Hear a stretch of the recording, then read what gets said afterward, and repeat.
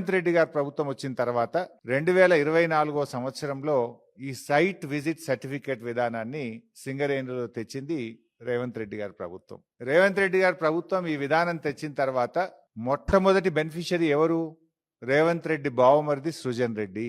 ఆయన company Shodha construction కే ఈ site visit certificate వచ్చిన తర్వాత మొదటి టెండర్ దక్కింది. ఇది 2024లోనే ఈ సైట్ విజిట్ సర్టిఫికేట్ విధానాన్ని తీసుకొచ్చారు. ఈ సైట్ విజిట్ సర్టిఫికేట్ విధానం వచ్చిన తర్వాత సింగరేణిలో 6 టెండర్లు జరిగితే 6 టెండర్లు కూడా +7% కు టెండర్లు వారి వారి అనుయాయులకు కట్టబెట్టడం జరిగింది. ఈరోజు భారతదేశంలో పరిస్థితి ఏంది?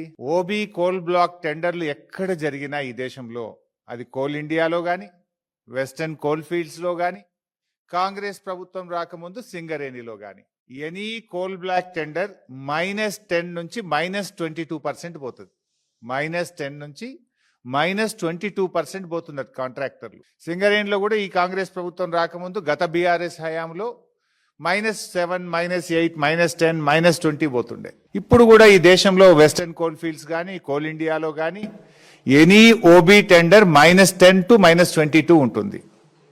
కానీ మన రాష్ట్రంలో రేవంత్ రెడ్డి గారి ప్రభుత్వం వచ్చిన తర్వాత ఈ సైట్ విజిట్ సర్టిఫికేట్ అనే కొత్త విధానం తెచ్చిన తర్వాత అన్ని టెండర్లు కూడా +7 నుంచి +10% పోతా ఉన్నాయి. నిన్న బట్టి గారు కేవలం 9E బ్లాక్ మాత్రమే సైట్ విజిట్ సర్టిఫికేట్ ఉంది గనక ఆ టెండర్ రద్దు చేస్తామన్నారు. మరి వీటి సంగతి ఏంది?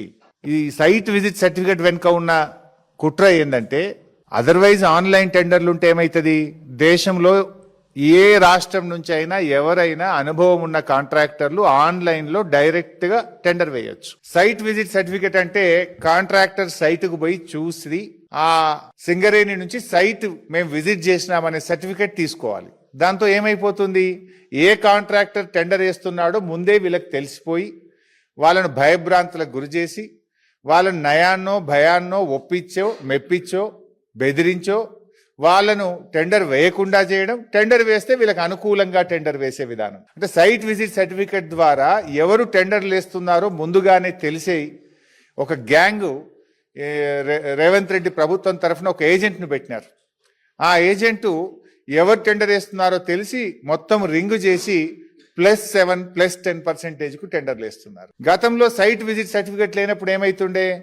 ఈ దేశంలో ఎవరైనా ఎక్కడి నుంచి అయినా డైరెక్ట్ గా టెండర్ వేసే అవకాశం ఉండేది.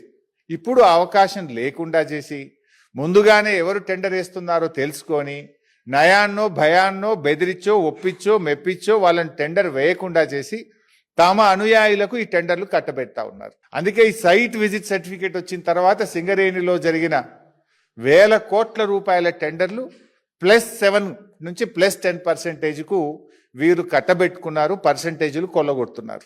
అదే పద్ధతిలో ఈ 9E బ్లాక్ చేయబోతే ఏం జరిగింది? వాటాల పంచాయతీ వచ్చి ఇవాళ రోడ్డు మీద పడ్డటువంటి పరిస్థితి మనం చూస్తాం.